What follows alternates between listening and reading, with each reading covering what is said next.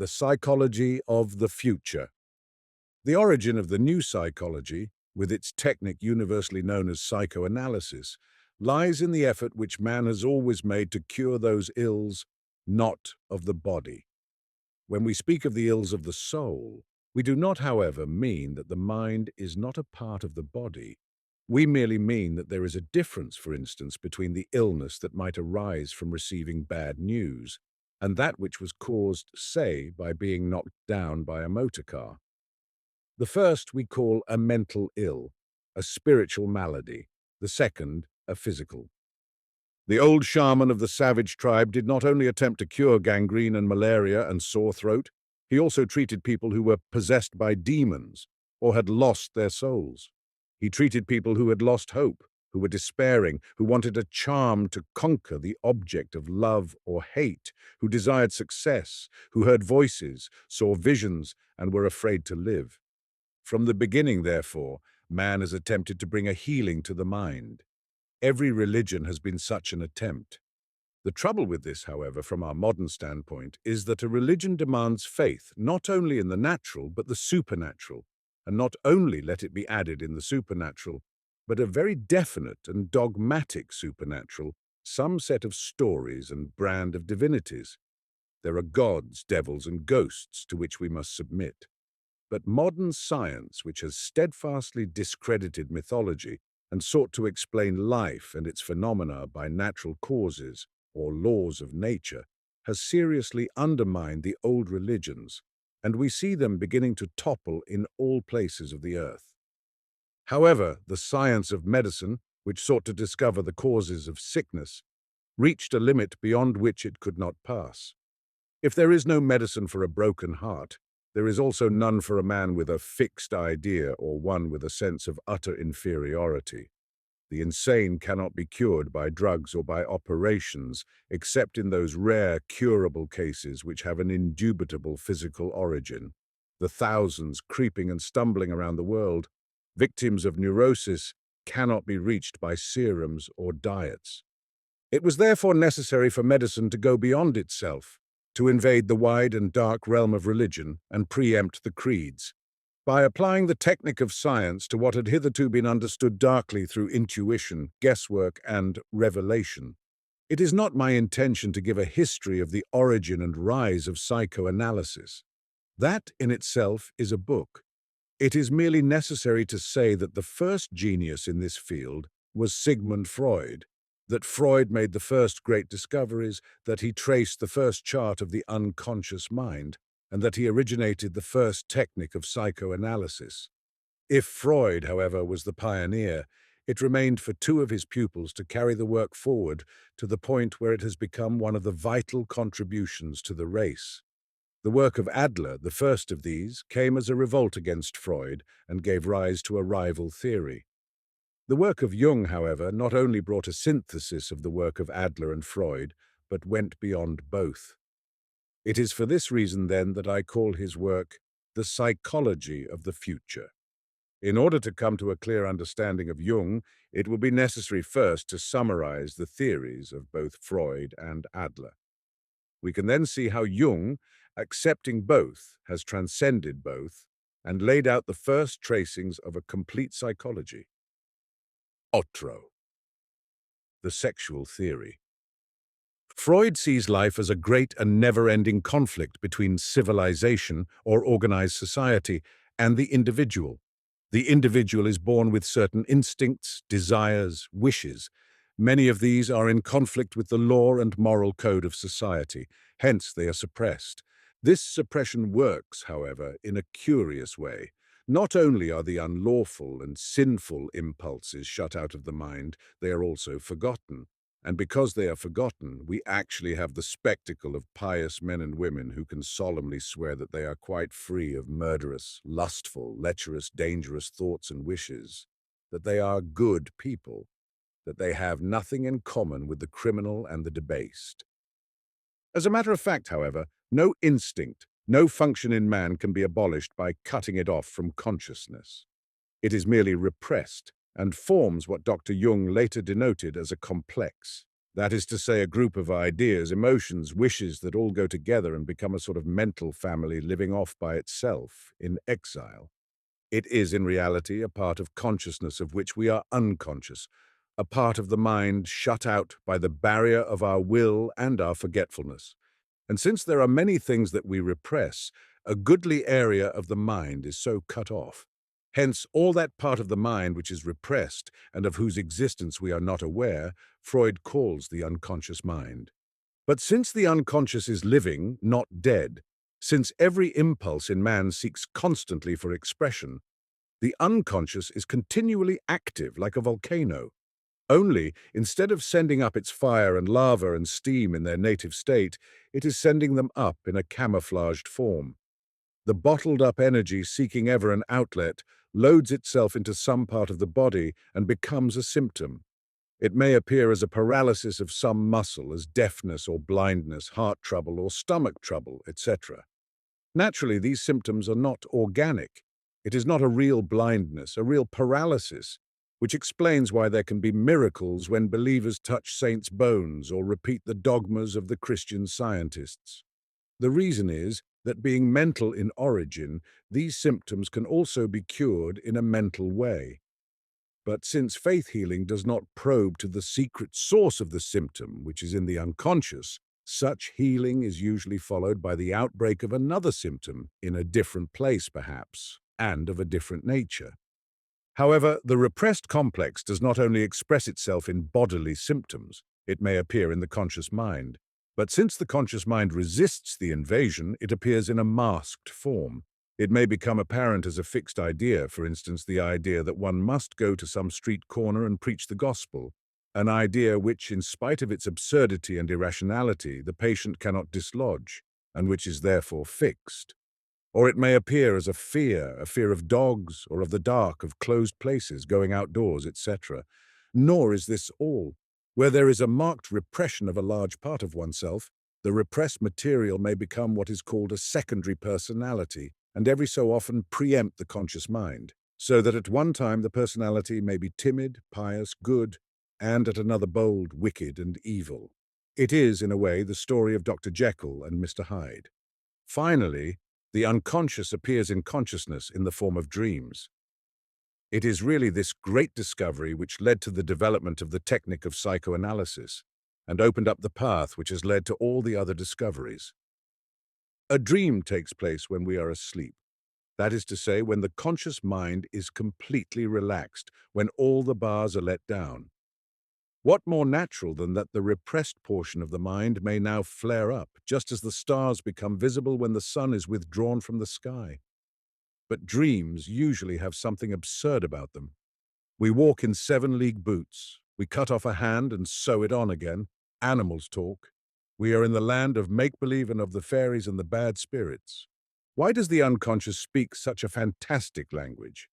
Why doesn't it express itself in simple English? According to Freud, this is because the conscious mind has refused to face the evil which it has repressed, and the unconscious therefore ever seeks a masked or camouflaged expression, whether in the form of a physical symptom, a fixed idea, a phobia, or a dream. Dreams, in short, are symbolic. Everything in a dream stands for something else. But these symbols are not haphazard. What they stand for are definitely expressed by the symbol. It is not haphazard, for instance, that a dove has always symbolized the Holy Spirit, or that a spear has stood for the masculine organ, or that a vessel has stood for the womb. There is a certain likeness between symbol and fact.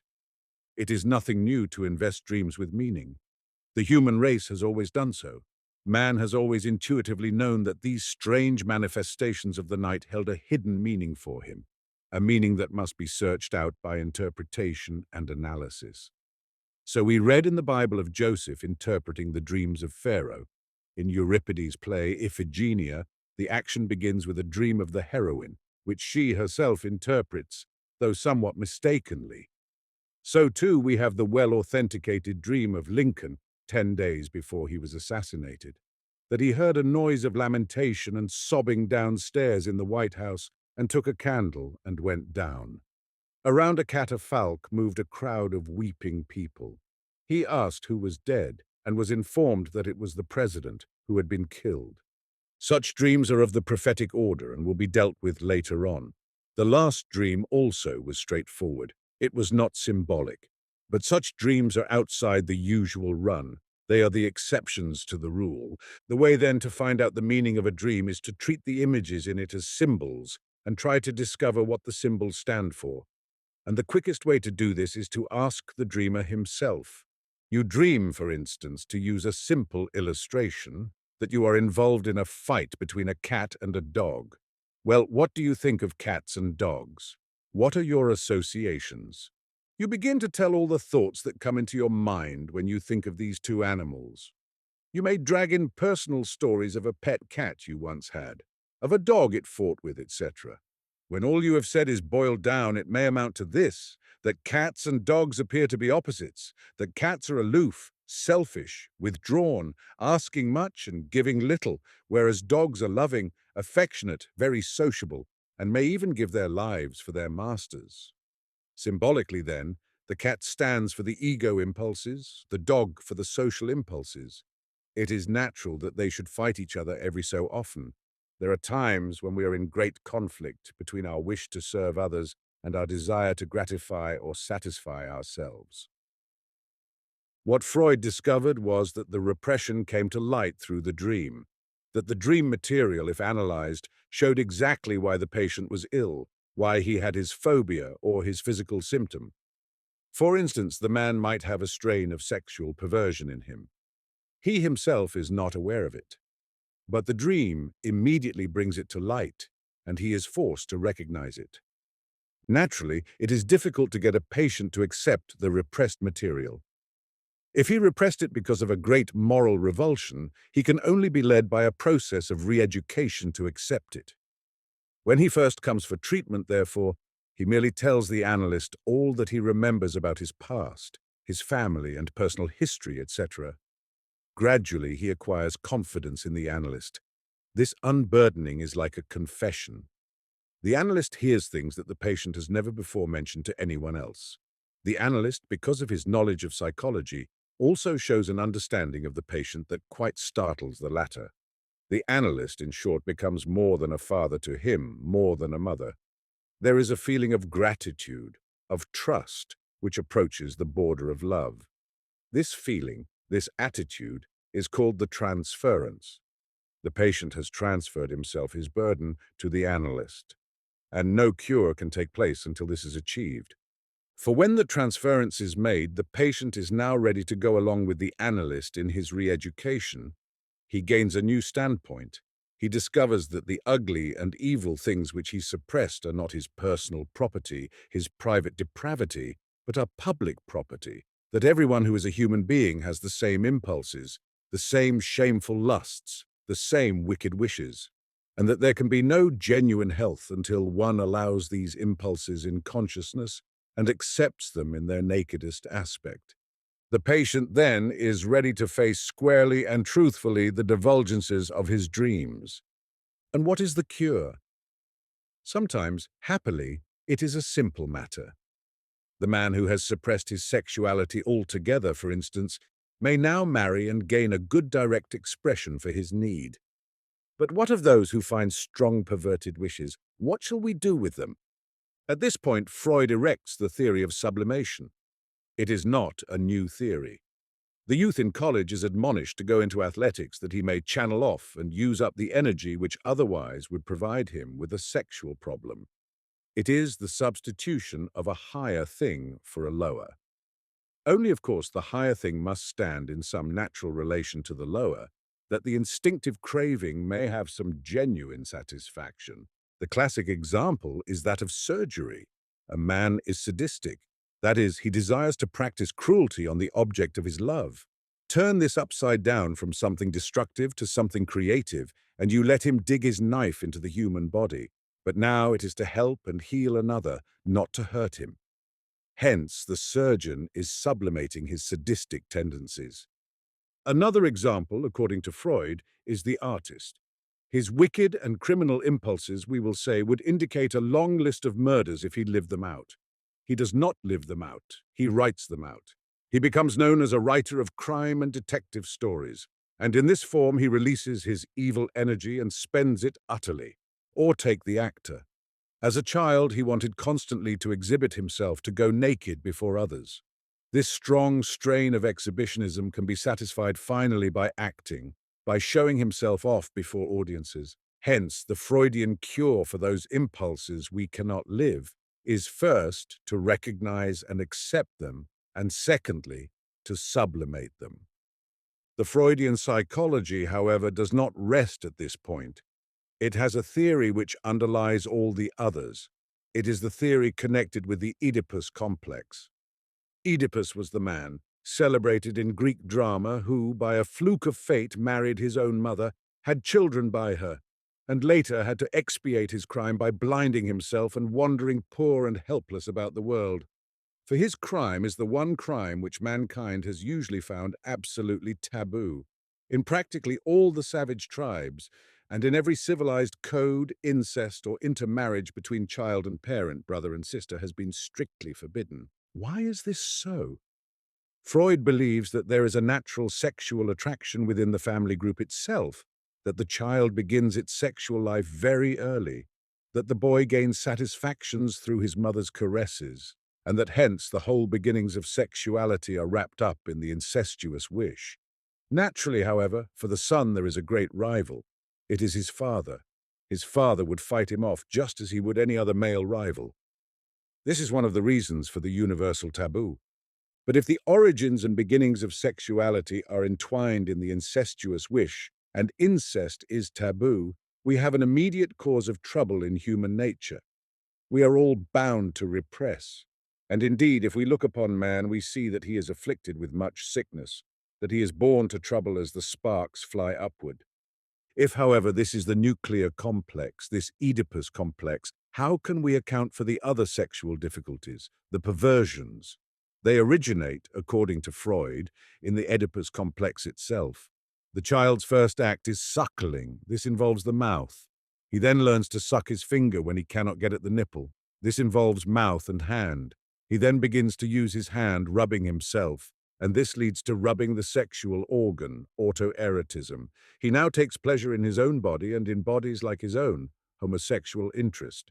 And finally, he becomes interested in bodies unlike his own, normal sexual wish. He may find, however, that he cannot cross the last bridge and get to normal sexuality. The repressed incest wish stands in the way and makes him fear the woman who would unconsciously be used as a substitute for the mother. Hence, he remains fixed at some infantile stage, mouth erotism, autoerotism, homosexuality, etc. Often in analysis, when he discovers this, according to Freud, he can learn to renounce the infantile fixation or perversion and learn to take pleasure in normal sexuality. Such, in brief, and with, alas, much omitted, is an outline of the Freudian theory. It is a sexual theory. The psychological troubles of mankind, with all their symptoms, either physical or mental, are traced back to a disturbance in sexuality, to taboos which bring the individual into conflict with society and so cause these unnatural repressions. Freud, however, does not use the word sexuality in a narrow sense. He makes it synonymous with love life, though the purely sexual element is, on close examination, always present. However, recently Freud, now an old man, has advanced a new theory to supplement the sexual theory. He believes, though he is very cautious in his statement, that beside the sexual impulse, the will to live, to create and procreate, there is an opposite impulse, a will to death, a wish to have done. In this, he pays an unconscious tribute to some of the theories of Jung, which will be discussed later on. Trecci, will to power. Alfred Adler was a pupil of Freud. In the course of his psychoanalytic practice, he stumbled across a discovery which led to a break with Freud and the enunciation of a new theory. In contradistinction to the sexual theory, it may be called the power theory.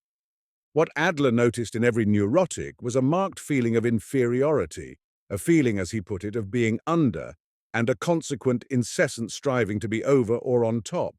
To use a simple, concrete case, if a man felt inferior to the woman he loved, and this was a symptom of inferiority he had always had toward the women he loved.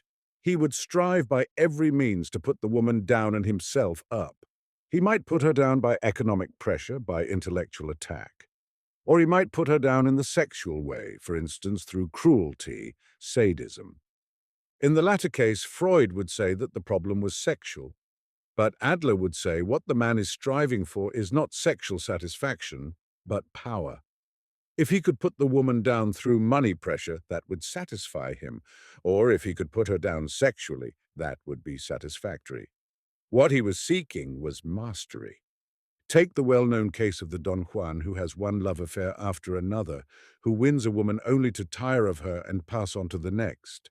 Such men will admit, as a rule, that the greatest pleasure is in conquest, and that when a woman has been conquered, she is no longer interesting. They look upon love affairs as a series of battles, and the aim is not love or sexuality, so much as triumph. What becomes then of the Oedipus complex, the incestuous longing of the son for the mother? According to Adler, this too is a problem of power. The father is the head of the house, the master, the king in the realm of the family, and possesses the mother. The son is under the father, but would depose this king and take his place. In short, he would be the head and possess the mother. But actually what the child is seeking is not really to possess the mother, but to have power in the manner of his father. The cause, then, of mental disorders and spiritual maladies, Adler traces to an excessive feeling of inferiority which leads to a marked will to power. But whence arises this feeling of inferiority?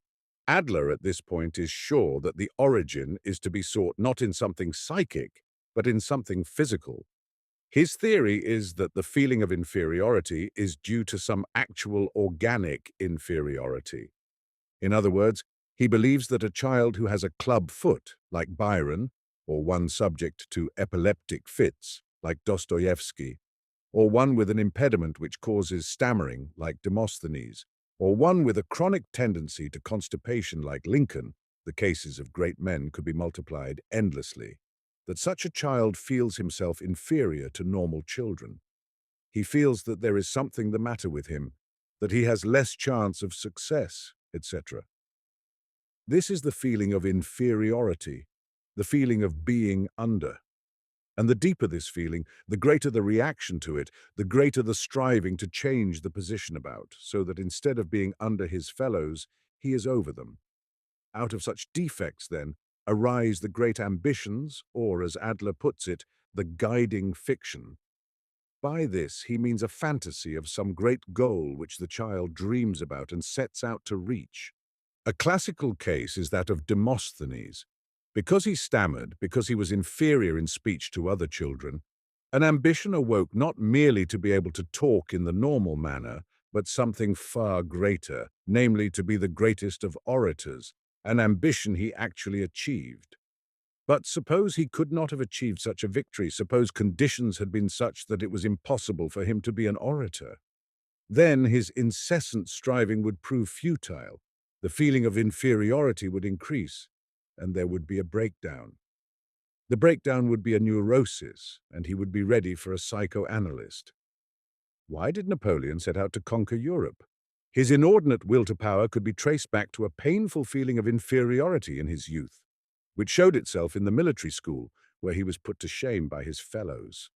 They, he must have felt, would become in time great generals and leaders in the army. Hence, he must be even more than they, the general of generals. As to the feeling of inferiority itself, Adler denotes it as the feeling of being feminine. Woman, he believes, has the psychology of being under, man that of being over, as shown in the sexual act itself. Besides, man is physically stronger than woman. Hence, if a man has an organic inferiority, he feels that he is not a man, and hence that he is in some way feminine. All his striving, therefore, is to be masculine, and indeed supermasculine. This striving Adler calls the masculine protest. One finds it in women also. A marked feeling of inferiority in a woman, leading her to strive to be like a man, and a refusal to accept her own psychology. Such, in brief, is the Adler theory. It owes many things to Nietzsche, who, in his Thus Spake Zarathustra, teaches will to power as the guiding principle of life, who relegates woman to a lesser, man to a greater sphere, and who finds in the striving of the ego the dominant impulse of life. Cetrati. The break between Freud and Jung. At the time that Dr. Freud was making his discoveries in Vienna, Dr. Carl Jung, a young psychiatrist, was conducting certain experiments in Zurich, Switzerland. These were of a dry technical nature which need not be given here, but they led to a tentative theory of an unconscious mind. It was while he was engaged on these experiments that Jung first read the work of Freud. He knew at once that he had found his master and hastened to become Freud's pupil and colleague. He did more than that. At that period, Freud was the laughing stock of Vienna, and wherever his work penetrated, he was jeered and ridiculed for his fantastic notions, and was suffering the bitter fate of all pioneers. Jung was in a powerful position at Zurich, and at once proceeded to enlarge and deepen the fight for Freud. He became the most powerful exponent of the Freudian psychology, and helped to bring the new knowledge and new technique into its first acceptance by the world. Freud looked upon Jung as upon a favorite son. They fought shoulder to shoulder, the work spread, and they were invited to this country to give lectures. In Switzerland, Austria, England, and America, the psychoanalyst made his appearance, and the world of the intelligentsia awoke with a shock to the sexual theory. Among the cultured everywhere there was discussion of the Oedipus complex, the repressions, the sexual perversions, the idea that much that we had thought purely spiritual, like art and religion, were merely masks for sexual complexes. The psychoanalytic movement, held firmly together by two great men, was forging ahead. However, Jung, from his continued analysis of patients and from his own experiences, was beginning to form doubts in his own mind. There was something, he began to think, inadequate in Freud's theory. He hardly dared at this time to make any formal criticism, but finally, after a great conflict, he was moved, even inspired, to write his first great book. This book is entitled The Psychology of the Unconscious. He has said of it that it was a voyage of discovery. He himself, when he started it, hardly knew to what depths it would lead him, to what conclusions it would force him. But when he was finished, he knew that he could no longer withhold his own point of view, and that this would inevitably lead to a break with Freud. It proved to be so. Freud was shocked and appalled. He sent the manuscript back with a letter in which their relationship was ended. He said that Jung had betrayed the psychoanalytic movement, that he had ventured out beyond the bounds of science, and that he was seeking to destroy the greatest values in the new psychology. Of course, such a break was inevitable, and in the end it proved fortunate. It set Jung free. He could now go on without hindrance in his great task, which led finally to the greatest contributions thus far made. The break itself may be traced to a divergence between two theories of the unconscious. As will be remembered, Freud's theory would define the unconscious as something which is produced after we are born, and when the repressions begin. All that is antisocial, that flies in the face of conventional morality and the law of the land, everything that is taboo gets walled off from the conscious mind, and is henceforth the unconscious mind. The unconscious, then, is a storehouse of the evil, the thwarted, the unconventional, the instinctive. Jung does not deny that a part of the unconscious is exactly of this nature. But in The Psychology of the Unconscious, he proceeds to prove, by a wealth of material and a sureness of analysis, that the unconscious is something far deeper and greater than merely a personal bag of discards. He finds in numerous typical dreams and fantasies of his patients that they reproduce symbols and stories as old as the human race. He shows that the human mind everywhere, among the most widely scattered peoples and in different ages, produces the same typical myths, the same figures of deities and demons, and that the patient of today gives forth in analysis a similar mythology, and very often something which he, the patient, has been utterly ignorant of and which is beyond his understanding. He finds further that man has always had what might be called a typical psychological fate, that the story of man's inner life and development has always taken a certain form, embodied in the figure of the hero. The hero, in the myth, is always he who goes forth to conquer greatly, who overcomes dragons and supernatural powers, but who finally loses his power, is subjugated, and dies an inner death. But out of this death he is reborn, and appears with a new life, often magical, by which he goes on to his greater achievements. Such a death and rebirth is pictured in the story of the crucifixion of Jesus.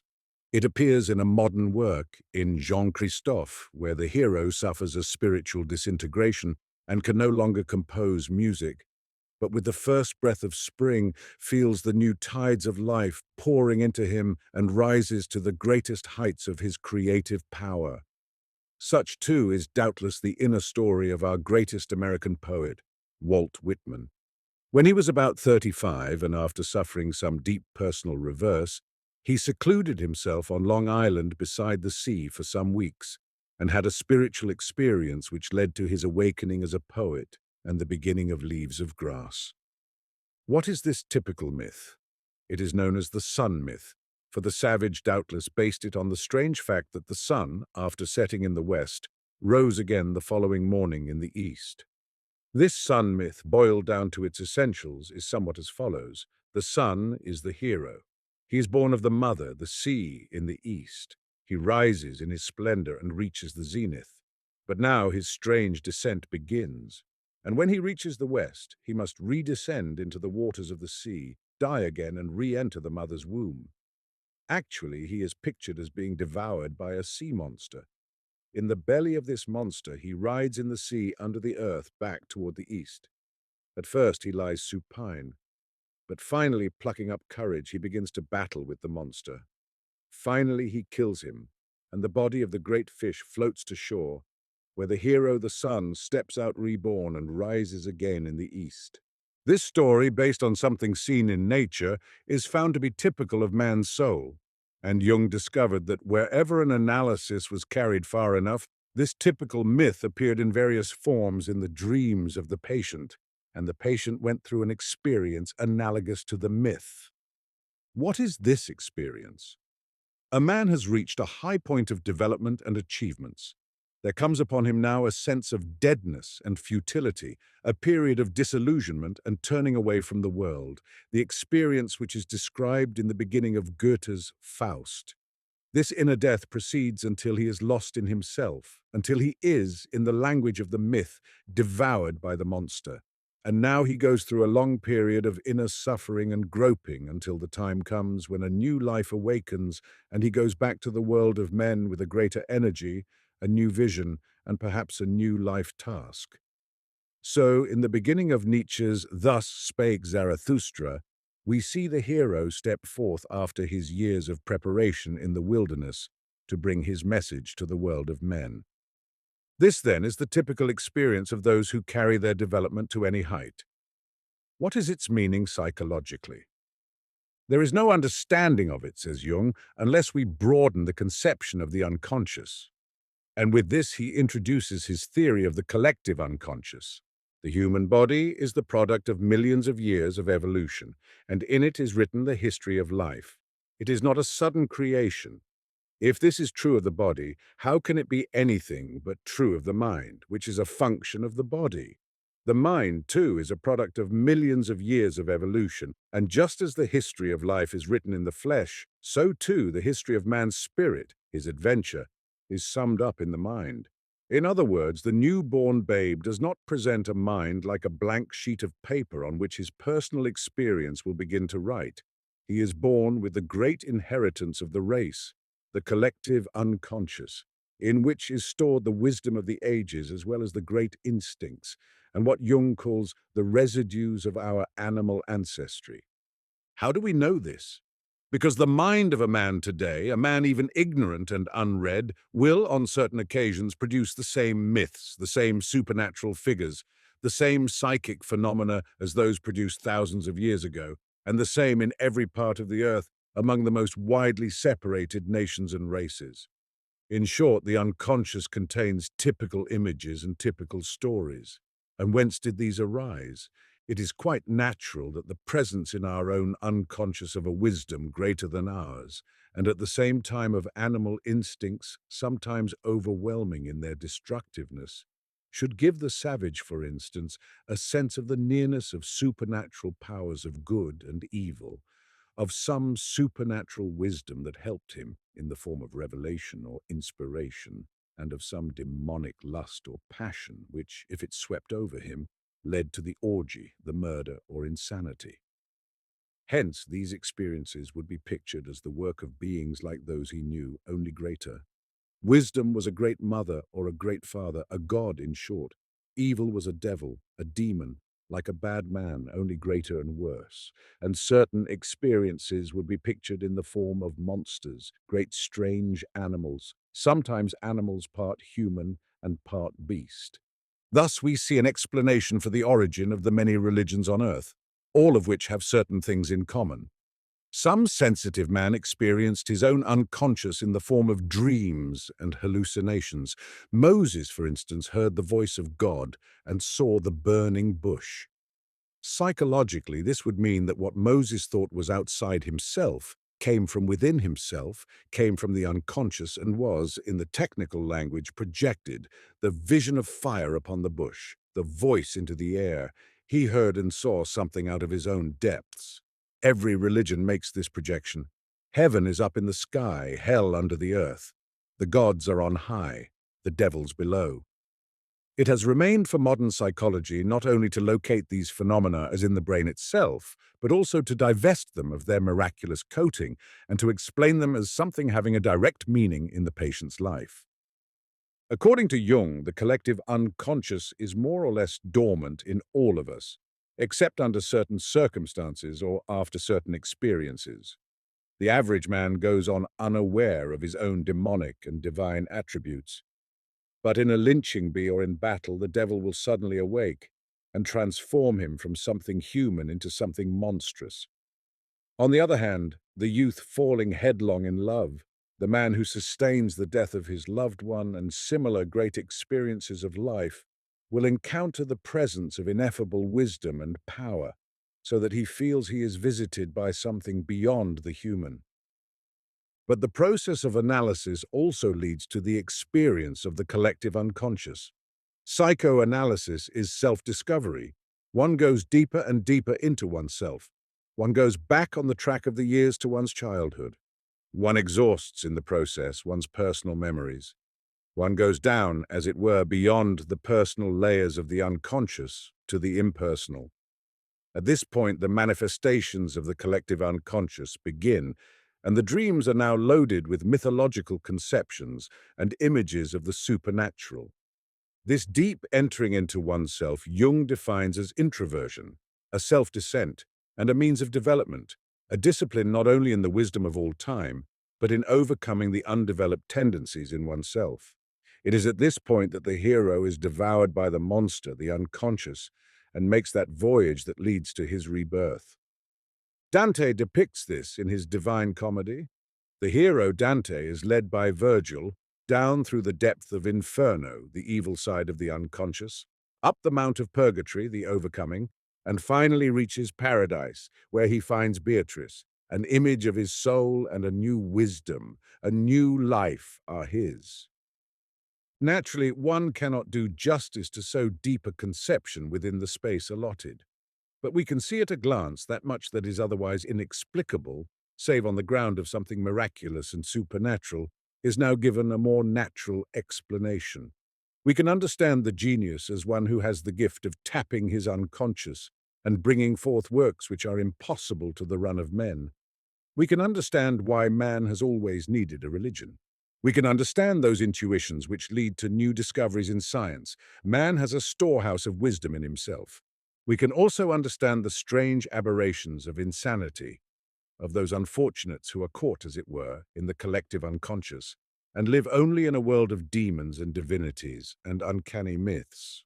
We can understand, too, the demonic outbreaks in war and the cause of many crimes. I know of the case of a man who was a clergyman, and who each time he had finished an impassioned sermon which passed through the audience like a rousing electricity, immediately went to a brothel and indulged in an orgy of drink and sexuality. He was a man under the complete dominance of the collective unconscious. First, the divine side appeared, with its marvelous inspirations. Then the demonic, dragging him in the mud. It must not be thought from the foregoing that Jung rejected the sexual theory of Freud. What he did was to modify this theory, holding that not all cases of neurosis registered sexual repression or maladjustment. He fully agreed, however, that the Oedipus complex appears as one of the great problems. But instead of interpreting dreams of this nature to mean that the son actually had incestuous longings for the mother, he took such dreams, like all others, to be symbolic. If a man dreams that a monster devours him, it does not mean that he is literally eaten by a large animal. It means that he has made a deep introversion. So, too, a dream of incest means that the son has reunited himself with the mother. But what does the mother mean? She may symbolize that period of his life when he actually was united with her spiritually, the time of early childhood, a time when he was irresponsible, taken care of, sheltered, helped. His dream may mean then that he longs to be like a child again. He longs to escape from the hardships of adaptation and his present problems. On the other hand, the mother may have a deeper meaning. She may appear with a supernatural air about her and stand for the collective unconscious itself, which is the source or mother of our conscious life. The longing of the son for the mother, from this standpoint, is the longing for descent into self, for deep introversion. It has the meaning of the sun myth, where the setting sun is devoured by the monster and starts on his journey toward rebirth. Since there is great danger in the withdrawal from life, in an introversion that in a way shuts one in oneself, whether one does this as an escape from responsibility or from a longing for self-development, it is natural that the myth should represent this incest longing as taboo, as forbidden, just as real incest is, and that it is only the hero who can overcome this taboo and make that great descent which Dante pictures in his Inferno, and which in Faust is shown as the perilous descent to the mothers. The introvert versus the extrovert. If the reader has compared Freud's sexual theory with Adler's power theory, he must have been struck by the fact that both theories sound plausible. It is certainly true that the conventional morality of civilization causes us to suppress certain instinctive desires. If a man is by nature polygamous and is taught the ideal of monogamy in such a way as to believe that even the thought of illicit love is a sin, it is reasonable to think that he may repress his polygamous tendencies, thus paving the way for an unconscious conflict and a neurosis. But, on the other hand, who has not, at least at times, had the painful feeling of inferiority and not been stirred by an ambition to get on top? What seems more natural than that the stammerer, Demosthenes, should strive to achieve greatness as an orator, or that a club-footed Byron should attempt to make himself a conqueror of women and a famous poet? Certainly the struggle for power is as widespread and clearly discernible in life as the instinctive drive for sexuality and a full love life. It is at this point that the greatness of Jung emerges. He had, in the course of his investigations, come upon a startling divergence of reaction among his patients, so that he was forced to conclude that there were two kinds of human being, as different, if not more different, from each other, than the two sexes. These two types he named the extrovert and the introvert. He next discovered that these two types had long been noted by men of genius under such designations as objective and subjective, romantic and classical, realistic and idealistic, materialistic and spiritual. William James called them the tough-minded and the tender-minded. William Blake, the English poet, said of them, "There are two classes of men, the prolific and the devouring. Religion is an endeavor to reconcile the two." Jung interprets prolific here to mean the fruitful who brings forth out of himself, and the devouring as the man who swallows up and takes into himself. Needless to say, the prolific type, which has appeared under the designations of the objective, romantic, realistic, materialistic, and tough-minded, is, more exactly defined, the extrovert, and the devouring type, which was also called the subjective, classical, idealistic, spiritual, and tender-minded, is the introvert. What characterizes the extrovert is that his interest is normally centered on things outside himself. An excellent example was our own Theodore Roosevelt. He was thoroughly extroverted, with instant response to the world about him. His attention was given wholeheartedly to anything that caught it. He was a man with an immense diversity of interests, from birds and flowers to simplified spelling, from a local political fight to an international war. Poetry, Greek coins, history, hunting, sports, finance. The list was almost endless. And into each of these interests he could throw himself full force, and with astonishing power. He was as interested in men as in things, and his friends included people from every walk of life. He was well adapted to life and made himself at home almost anywhere. What characterized him chiefly was that he gave himself without stint, went into action at a moment's notice, had a tendency to practicality and common sense which kept him from being an extremist. Was, in short, an excellent opportunist, knowing very often just when to strike, just what to say, with a decisiveness that won through.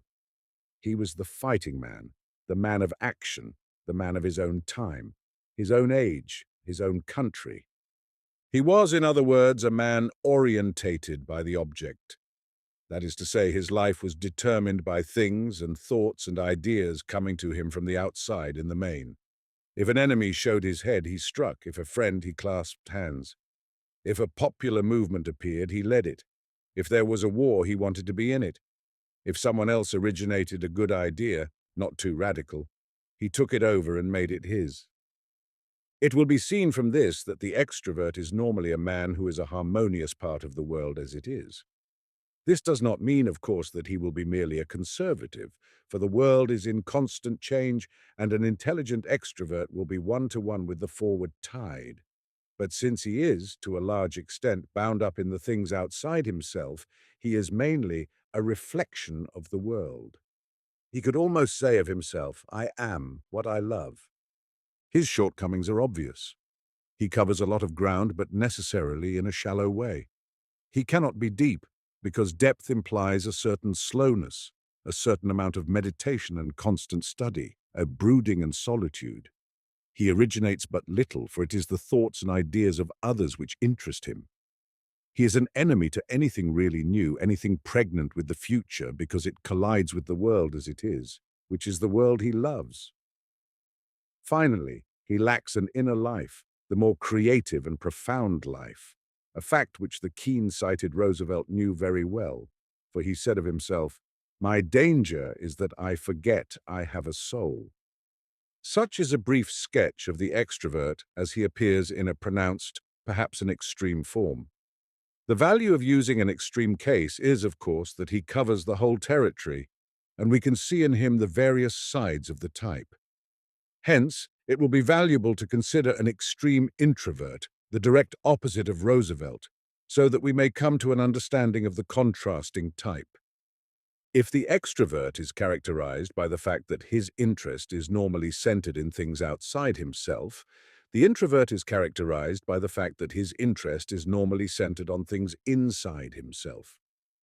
From the extrovert's standpoint, this would mean that the introvert was a man who thought of nothing but himself, was consumed with his own aches and pains, his own fears and hopes, and perhaps certain erratic and absurd or dangerous ideas. For everything that the extrovert holds most dear, as action, fitting in, being a good fellow, getting on, the introvert looks upon as rather shallow and cheap, and vice versa. Everything most valuable to the introvert seems foolish, absurd, ridiculous, dangerous to the extrovert. Naturally, to be interested in the things inside oneself need not be anything trivial. Within oneself is the world of thought and ideas, the world of imagination, the world out of which every art, every religion, every philosophy, every invention, every fresh discovery of science, every new idea for the advancement and development of the race has sprung. Kant, oblivious of the world, sat and brooded until out of himself sprang a great philosophy which wrought a change in the mind of Europe. A Jesus from his solitary brooding brings forth a new religion. A Michelangelo in his isolation gives birth to colossal art. We find in Friedrich Nietzsche an example of the extreme introvert. His life, like those of most introverts who were extreme, was devoid of action and hence without history. There is very little to say about it, for the real drama took place within him. He served for a short time in a war but was discharged because of sickness. He taught philology for a time in a university. But finally, on a small income, he retired and led a secluded life, producing his works until, while still in the prime of life, he became insane. He did not marry. He had but few friends. He was a solitary. Where Roosevelt presents the picture of a man at home in the world, Nietzsche is seen as a stranger in it, an alien. Where Roosevelt went straight out and acted, Nietzsche withdrew into his shell. Where Roosevelt forgot himself in others, in causes, in the glamour and absorption of things, Nietzsche remained in a state of acute self-consciousness. A Roosevelt glories in the world and thinks it is good, and the people in it excellent and interesting. A Nietzsche sees it as full of horrible and terrible things, and is filled with revulsion at the sight of human cowardice, slothfulness, and depravity. Where a Roosevelt spreads himself all over, interested in a multitude of objects, a Nietzsche concentrates more and more on a few things, a few ideas, a life which shuts out as much as possible anything that will disturb his predetermined path. This is the normal attitude of the introvert. He is ill-adapted to the outer world because he is absorbed in the inner world, and this absorption leads, in the case of a Nietzsche, to great discoveries and great works. If we remember Jung's conception of the collective unconscious as the summation of the past, the storehouse of wisdom, the creative source, we may readily understand that the collective unconscious is the psychic stream of life itself, and that it not only bears the past in it, but also the budding future. That which is to be lies creatively within it, and is revealed to the great artist, the great thinker in majestic symbols and so-called visions. That is why we say that great art and great thought are always ahead of the world. For the extreme introvert, absorbed in himself, lives in that world of imagination where the products of the collective unconscious become known to him. He has deep intuitions. He actually may have symbols and ideas presented to him in dream and fantasy, even in hallucination. The English mystic Blake actually saw the forms and shapes which he drew and claimed also that some of his poems were dictated to him by a voice. I have already spoken of Moses' experience with the burning bush and the voice of God. It was quite natural, therefore, that Nietzsche should have been a forerunner. Out of his years of solitude there came at last an eruption from the unconscious which was nothing short of amazing. Each part of Thus Spake Zarathustra, and each part is about 100 pages long, was written in 10 days. The thoughts and words came so fast that Nietzsche could not keep up with them. If he was walking, he had to write on scraps of paper. The experience was so overwhelming that he compared it with that of the biblical prophets, and said that not in 2,000 years had there been another such case of inspiration. What is Thus Spake Zarathustra? It is an incomparable picture of the collective unconscious, as Jung points out, and foreshadows the new psychology, which by the slow, painfully cumulative method of science has come to some of the same discoveries that Nietzsche grasped intuitively. It also is an indictment of Christian civilization and foreshadows its breaking up by the erection of a new principle, the Antichrist, the principle of power. It is therefore a revolutionary document, so far in advance of the time when it was written that Nietzsche dared to show it only to 7 people, most of whom rejected it. He felt that he was in utter isolation, a voice crying in the wilderness. What Nietzsche celebrates, as shown in the section on Adler, is will to power. The doctrine of Christianity is love, and the rule of love has certain implications. It means that everyone is included, for in the eyes of love, the object is always valuable. To a loving mother, the child who is an idiot is as precious, if not more so, than his more normal brothers and sisters. She loves him. That gives him value. Hence, the rule of love means equality, fraternity, democracy. It leads to the idea of the greatest good for the greatest number. It leads, in short, to the idea of numbers, the rule of the many. Its dangers are obvious. Everything new, original, different is pulled down to the common level. It breeds the spirit of conformity and finally eventuates in the Babbitts the ideals of Main Street, the formation of Ku Klux Klans. Such are the final fruits of a rampant rule of love. If your neighbors are as valuable, really more valuable than yourself, for love always places the object above oneself, then you should submit to your neighbors, live and do as they live and do, and give up your own individual path, your own way, and anything original or new that may be created by you. It is against this that Nietzsche comes with a voice which is far deeper than a personal voice. It is the protest of the collective unconscious itself. It is a deep racial movement against a violation of man's own future. Hence, Nietzsche sets the individual against the race. He raises an aristocratic ideal against the democratic. He celebrates new values, original things, the exceptional and the different. As against love, he rears the doctrine of power, and by power he means the setting of oneself against the race, and the triumph of oneself. For in this triumph the new is born, the new art, new idea, new thinking, and the race is forced into new paths of greatness.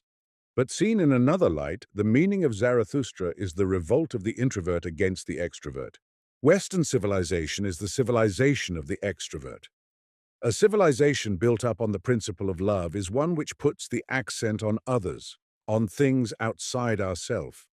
As the saying goes, it takes two to love. There is always the other, and that other is more important than oneself, if it is really love.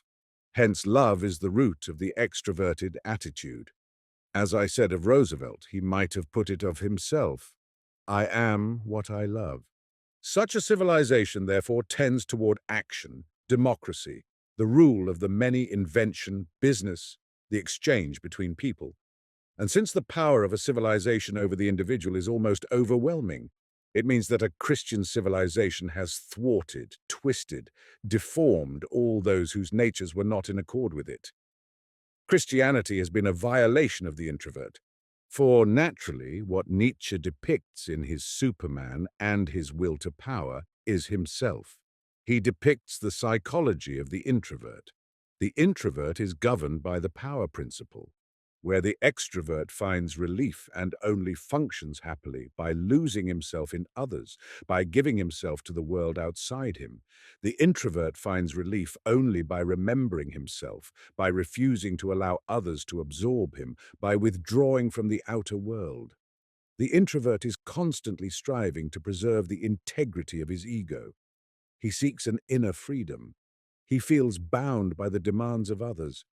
Action takes him away from the stream of his ideas, his inner brooding, and he will not have much of it. Serving others often seems to him a shallow thing, a waste of time compared with the great discovery he is tracking or the art he is aiming to achieve. Power versus love, introvert versus extrovert. And how is it that two such dissimilar human beings appear in the same world? We have only to go back to the root instincts in man to come to some sort of understanding. As we know, the two great instincts are that of self-preservation and that of race preservation. Self-preservation leads us to think of ourselves, to turn the eye inward. It is selfish, hence it is power, not love. Race preservation leads us to think of others, of wife and family, of neighbors, of the world, to turn the eye outward. It concerns interest in others, hence it is more love than power. The symbol of self-preservation is eating, devouring. We eat just for ourselves. The symbol of race preservation is sexuality. The motive in sexuality is, unconsciously, to beget offspring. One sees now how this discovery of the types by Jung settles the question as to the puzzling opposition between the theories of Freud and Adler. Freud's theory is the sexual, Adler's the will to power. In other words, as Jung has pointed out, Freud is an extrovert and his theory reflects himself. Adler is an introvert and his theory is typical of his type. Both theories are, in a sense, true, only we must never apply the Freudian theory to an introvert, nor the Adler theory to an extrovert. It will be seen now how the theory of the collective unconscious includes both the theory of Freud and the theory of Adler, and transcends them both. In the collective unconscious are both the summed-up wisdom of the race with its creative forward push, and also the instincts. The roots of both ego and sex are to be found there, flowering in one individual more along the ego path, in another more along the sex path. The trouble with both Freud and Adler, according to Jung, is that they stop at this point. Their theories are reductive. The one reduces human nature back to sex, the other to power. We are nothing but this or that. But actually we are also all we have experienced, and not only that, but also all the race has experienced. We are also creative. We cannot explain man only in terms of the past, in the things from which he originated, finally, the instincts. We must also explain him in terms of the future, his possibilities, the new life he is seeking, the greatness which is to be. In short, we cannot cure a neurosis merely by explaining to a man that he has an Oedipus complex or a homosexual tendency. Neither can we cure him by showing him that he has an inferiority complex and hence an abnormal will to power. We can only cure him by giving him a future to live. He must go out and feel that he has something to live for. Just how psychoanalysis arrives at such a result must be reserved for a later chapter. Shishi. Types. In picturing Roosevelt as an extrovert and Nietzsche as an introvert, I did not mean to imply, of course, that either lacked the opposite mechanism. All of us are born with both the sexual instinct and the ego instinct, the gift of love and the will to power. However, because we are loaded more one way than the other, the one tendency tends to suppress the other, and the other remains therefore not erased, but relatively undeveloped and shows itself in inadequate and perhaps twisted expression. There was, of course, an extrovert in Nietzsche, but that extrovert lived a shadowy life beside the great introvert and showed himself in a clumsy relationship with others, an inadequate response to the world, an inability to get along. So too was there an introvert in Roosevelt, but he was a poor one, with doubtless strange ideas, sometimes breaking forth into impulsive and wrong-headed action. All that we can say is that life forces us to accept one side more than the other, until we become, as it were, specialists along the side of extroversion or of introversion. This specialization, of course, makes us one-sided, and this one-sidedness reaches an even greater narrowness through a still further specialization, which is that of function. According to Jung, the human psyche is composed of 4 functions. These are thinking, feeling, intuition, and sensation.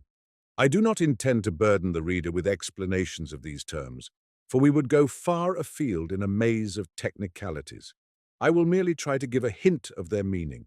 Thinking is readily recognizable. It is, in its pure form, an act of will, and it may begin with an idea, which it proceeds to illustrate and to prove, or it may begin with many separated facts and proceeds to bind them together into a theory or idea. Feeling is a reaction of like or dislike to an object. It must not be confused with emotion. Both thinking and feeling, according to Jung, are adapted functions, that is, functions which have developed through the discipline of life and which did not exist in their pure forms when we were born. Emotion, however, is something allied to our instinctive life and something we share with the animals. It is psychologically what Jung calls a feeling sensation. That is to say, it is partly physical and partly mental. We see this clearly when we find an emotion of shame bringing a blush to the cheek, or one of fear setting the heart pounding, or one of joy making the pulses leap. In each case, we were aware of something mental, sense of joy, fear, etc., and something physical, heart pounding, cheeks blushing, etc. Feeling is separated from sensation and developed into something by itself. The feeling person is one who has a highly developed sense of the values of things registered through reactions of like and dislike. His immediate liking is not accidental, but due to a high sensitiveness to the really good qualities of the object. His disliking is equally a deep and a true thing. If thinking and feeling are conscious functions that is more or less under the direction of the will, one makes oneself think, one learns to like and dislike. Intuition and sensation are unconscious functions. There is no control of them. They simply happen. Intuition is a sort of instant insight. It has something of the lightning flash in it. It is a seeing into. And this seeing into may be of something near or of something far. A man may have a hunch that a certain horse is going to win a race. A woman may have an intuition that her husband, in spite of his protests, has been untrue to her. Intuitions may also be of a deeper sort. The intuition of the painter leads him to paint the soul, the inner life of the sitter. The intuition of the inventor by a blinding flash reveals the solution of the problem. Sensation, according to Jung, is sensing, a function which transmits a physical stimulus to perception. We see, hear, feel, contact, etc. It is our conscious sensing of the world about us through images, sounds, etc., just as intuition is an unconscious sensing of the world about us. Hence, sensation relates more closely to the physical life, the body, than any of the other functions. Now, what Jung maintains, and amply proves in his great work on psychological types, is that each of us is not only either an introvert or an extrovert, but also that each of us develops one of these four functions at the expense of the others. There are therefore thinking types, feeling types, intuitive types, and sensational types. And since any of these types is also either extroverted or introverted, we have 8 types. I will merely give a few examples to show what the types are like. Extroverted thinking type. A good example is Darwin.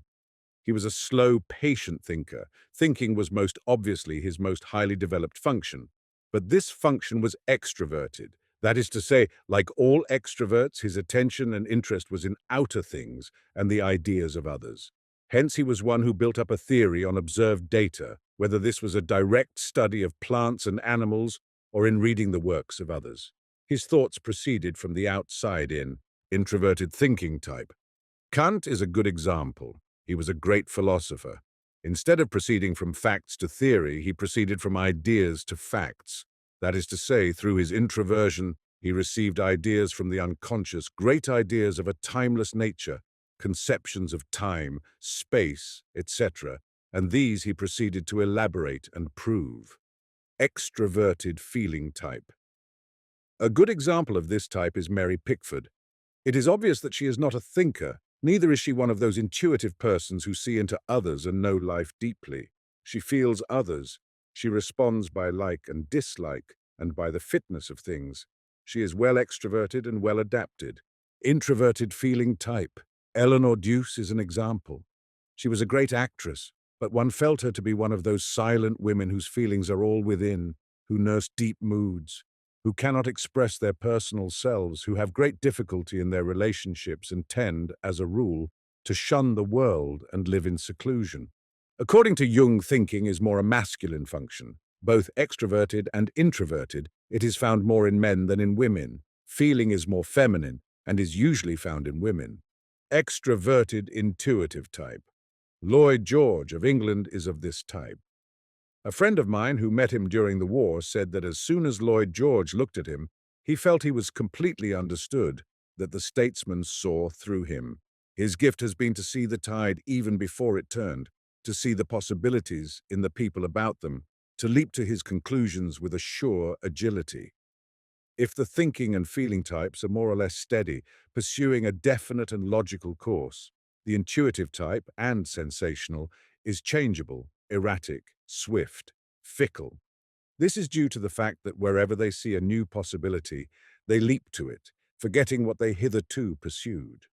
Introverted intuitive type. An excellent example is that given in the last chapter, that of Nietzsche. His intuitions were of the introverted kind. He saw inwardly into the unconscious. This type is usually very badly adapted to the world. It is close to the unconscious, and its great intuitions of change, disaster, and the new order of the future put it at variance with society to such an extent as to make life very difficult. Undoubtedly, such men have always been the great mystics, the great prophets, as Jung quotes, the voice of one crying in the wilderness. Extroverted sensation type. We see examples of this type very often among actors, dancers, circus people. They are people of a very sensuous nature, depending more on the sharp stimulus of sensation than on any other function. We also see examples among men who are epicures at eating, spend much of their time on fine dressing, and who seek sensation for its own sake, sensuous surroundings, the more sybaritic forms of sexuality, etc. Among women, we see an inordinate love of luxury, a theatrical exhibitionism, and self-indulgence in many forms. Since this type is the least noble, as the intuitive is the most noble, examples need not be given. Introverted sensation type. This is a type extremely hard to define. I will merely suggest it. It is probable that the poet Poe was of this type. He was certainly introverted, but his work is not marked specifically by deep thought, by feeling, or by intuition. If we consider his poetry, we see that he gives us strange pictures of a no-man's land of the imagination, and that he senses these imaginative realms of the dead and the ghostly. We feel a reality in these dark pictures, but they have no meaning in the way of giving us to understand life more deeply, or leading us to great ideas or high flights of feeling. What they do give us is a sense of out of space, out of time, as he himself put it. Introverted sensation gives us just that. It is a sensing of the eternal images of the unconscious.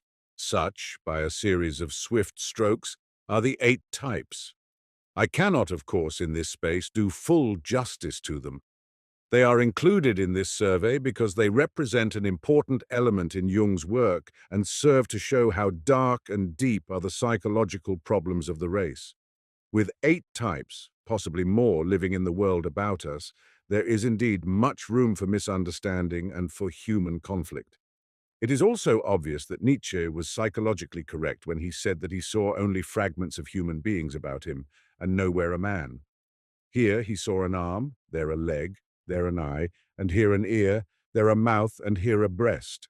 In short, he saw a world of specialization, where one man becomes, like Darwin, a good thinker, but also is callous to art and to the beauty and joy of life, and where another develops neither his thinking nor his insight, but spends his existence in a vain round of the senses.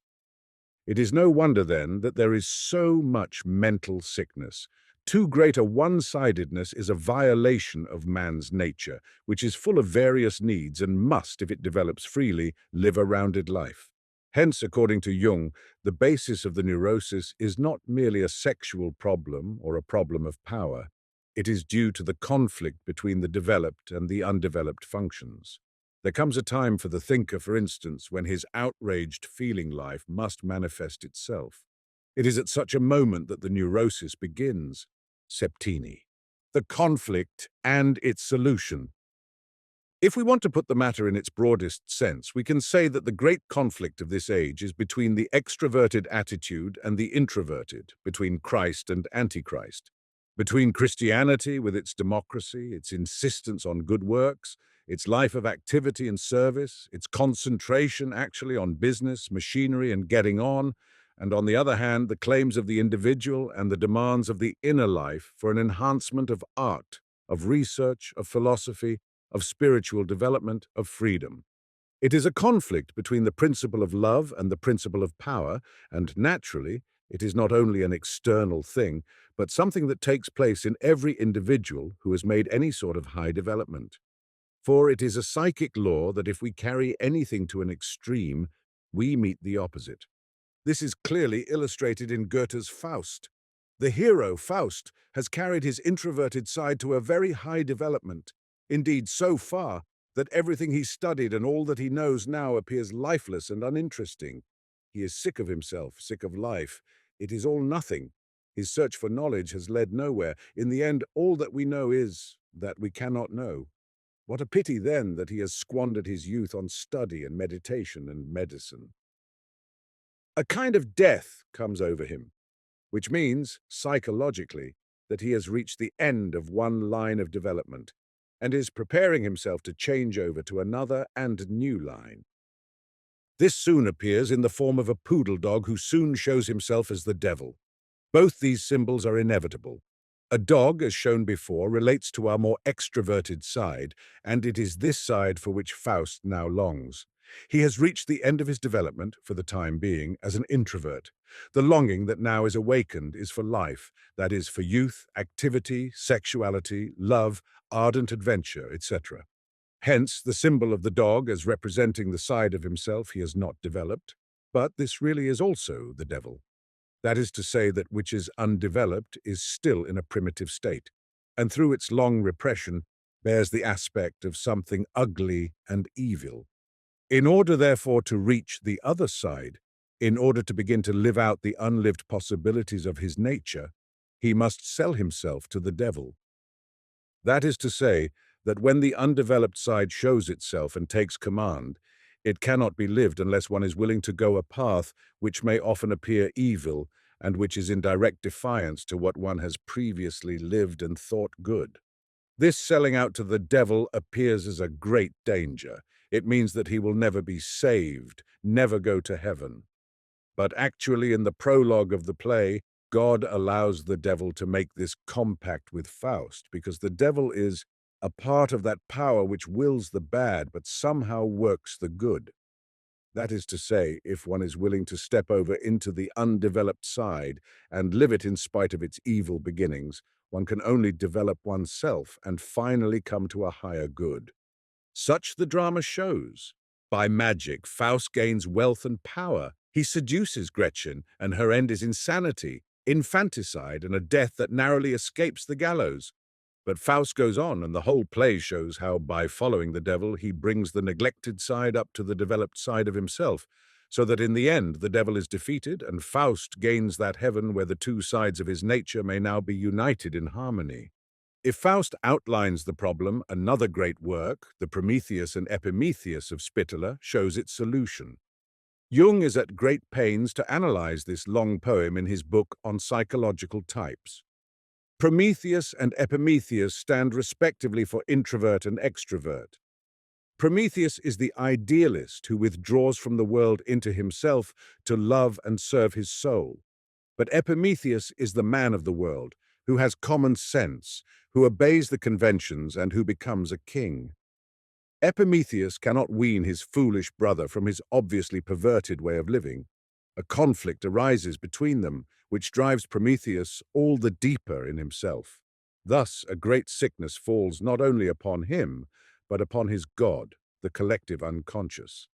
His soul then brings him a jewel, a thing of magic, a wonder child, which will save the world. But this jewel is rejected by the king and by the world, and as a result there is destruction, the king losing his throne. The final extinction of good is prevented by the intervention of Prometheus. He rescues Messias, the last of the sons of God, out of the power of his enemy. Messias becomes the heir to the divine kingdom, while Prometheus and Epimetheus, the personifications of the severed opposites, become united in the seclusion of their native valley, which means extroversion and introversion cease to dominate as one-sided lines of direction. In their stead, a new function appears, symbolically represented by a child named Messias. He is the mediator, the symbol of the new attitude that shall reconcile the opposites. What is the exact meaning of this? To begin with, Prometheus and Epimetheus must be thought of not as two men, but as the two sides of one man, the conflict, in short, between introversion and extroversion. In the normal course of development, like Faust, one develops first one side, then the other. Naturally, the time must come when the conflict breaks out in full force. Shall one follow the principle of power, of introversion, or that of love, of extroversion?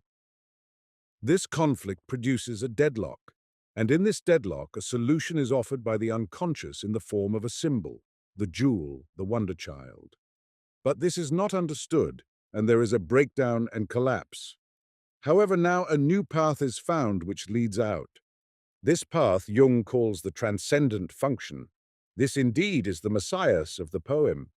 It is part of the analytic process and emerges only at the end of a deep analysis. What it amounts to is an inner guidance. I have already shown that the collective unconscious is creative, that it is ahead of the race, and projects at times through geniuses a vision of what is to be, what is becoming. Just as it does this for the race, it also, to a certain extent and at certain times, is prospective for the individual, laying out the next step he is to take and forecasting the next phase of his development.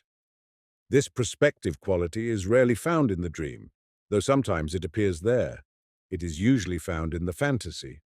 The fantasy is a product analogous to the dream, but whereas when we dream we are fully asleep and hence unconscious, the fantasy appears between waking and sleeping when we are really half asleep. It appears as a sort of dream, sometimes as a clear plastic image, and we know when we apprehend it that we are not asleep. As Jung works out in great detail, the fantasy has a greater value than the dream, for the dream is merely the product of the unconscious, whereas the fantasy is the product of both the conscious and unconscious minds working simultaneously at that moment when we are half conscious or between the two. Hence it contains in symbolic form our deepest insight, our deepest wish, our clearest foreknowledge of what to do, being in this respect also superior to our conscious working out of the problem. It is by following the insight gained from our fantasies that we work out the problem of the deep conflict.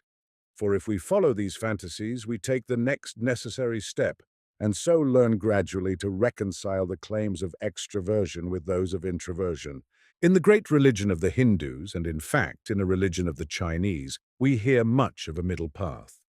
The problem, as set forth by those religions, is that life consists of a pair of opposites, such for instance as spirituality versus materialism, feminine versus masculine, love versus power, divine versus demonic, etc. And they see clearly that neither extreme can bring peace. If we live one extreme, then soon we thirst and hunger for the other, and this brings discord and conflict. The true wisdom of life then is to find a middle path, a way between the opposites. This way is not something that can be thought out and entered by violence. It is something found gradually through development in religious ritual. It is this great thought, this truth, which emerges again in modern psychology. But it comes now with a difference. Psychoanalysis is a highly specialized scientific technique. It does not deal with ritual and dogma. It does not lay down general laws to the individual. It recognizes that his problem is different from that of all other individuals and seeks to guide him not from without, but from within, from the material which rises naturally from his own psyche. From dream and fantasy and intuition, he gains the insight which he must follow. Hence, religion ceases to be a mass matter, but becomes an individual matter. As Jung puts it, every creed attempts to make us all live the fantasies of the founder of the religion. His fantasies may have been very great and very deep, but they were, in the main, his own. Every human being is constantly producing fantasies, and in these lies his own path, and not in those of someone else. What is the goal, then, of this immense struggle in the human being, this psychic conflict which sometimes goes on to a point of shattering the individual, this inner division that cries out for healing, and which goads us forward to our development? The word that Jung gives us is individuation. We aim, he says, to be individuals in the true sense of the word. Certainly, however, the fragments that Nietzsche saw are not individuals, for an individual is one who contains the many-sidedness of human nature in a state of inner harmony. If then this one-sidedness precludes individuality, the psyche must be constantly urging us on to develop that which has been neglected in order that the undeveloped side may rise level to the developed side, and so that in the end one may be a complete, rounded, harmonious human being.